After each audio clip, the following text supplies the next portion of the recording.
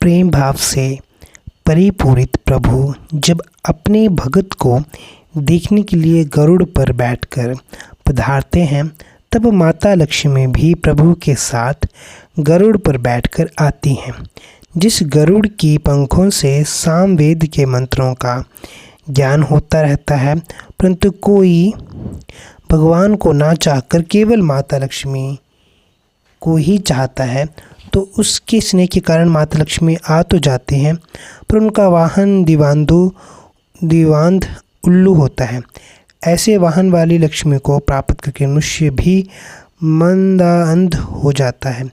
अगर उस माँ को कोई भोग्य समझ लेता है तो उसका बड़ा भारी पतन हो जाता है, क्योंकि वह तो अपनी माँ को ही कुदृष्टि से देखता है।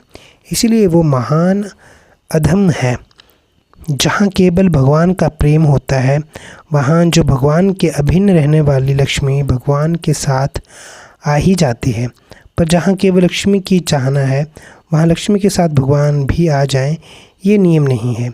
शरणागति के विषय में एक कथा आती है। सीता जी, राम जी और हनुमान जी जंगल में एक वृक्ष के नीचे बैठे थे। उस वृक्ष की शाखाओं और टहनियों पर एक लता छाई हुई थी।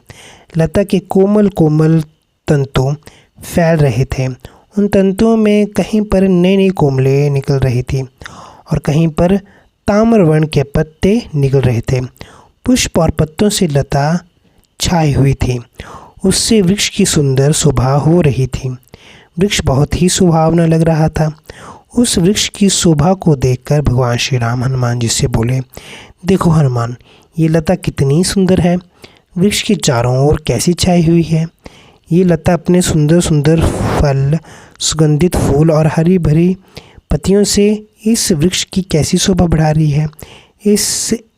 इससे जंगल के अन्य सब वृक्षों से ये वृक्ष कितना सुंदर दिख रहा है कि इतना ही नहीं, इस वृक्ष के कारण ही सारे जंगल की शोभा हो रही है। इस लता के कारण ही पशु पक्षी इस वृक्ष का आश्रय लेते हैं। धन्य है ये लता।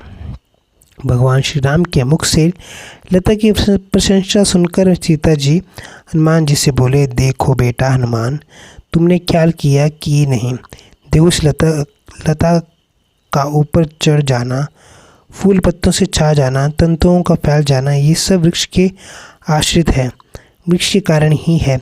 इस लता की शोभा भी वृक्ष के कारण ही है। इसलिए मूल में महिमा तो वृक्ष की ही है, आधार तो वृक्ष ही है। वृक्ष के सहारे बिना लता स्वयं क्या कर सकती है, कैसे